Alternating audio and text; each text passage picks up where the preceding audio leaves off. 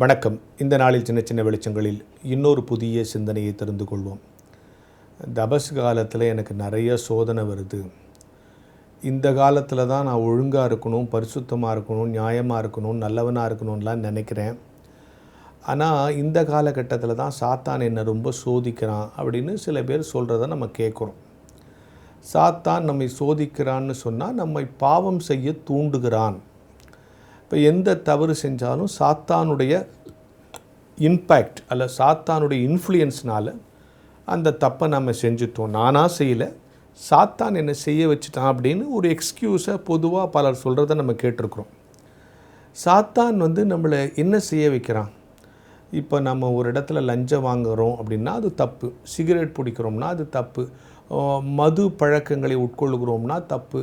இந்த உலகத்தில் தகாத காரியங்களெல்லாம் செய்கிறதெல்லாம் அதெல்லாம் சாத்தான் நமக்குள்ளே புகுந்து நம்மளை செய்ய வைக்கிறான் அப்படின்னு சொல்கிறோம்.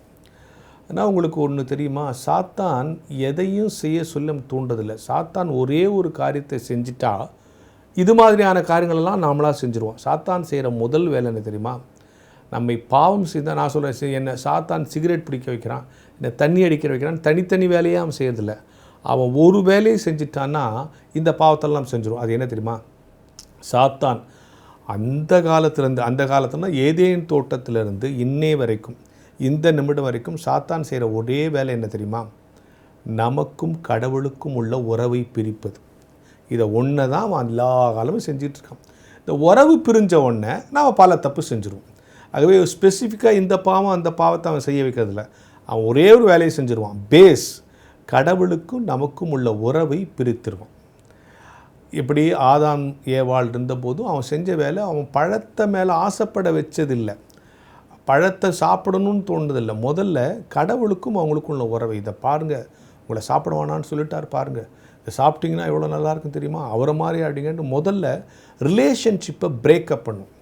அப்போது நாம் ஒரு பாவம் செய்கிறோம்னா அந்த பாவத்தை செய்ய சாத்தான் தூண்டலை, அந்த பாவம் செய்கிறதுக்கு முன்னால் நமக்கும் கடவுளுக்கும் உள்ள உறவை பிரித்து விடுவான்.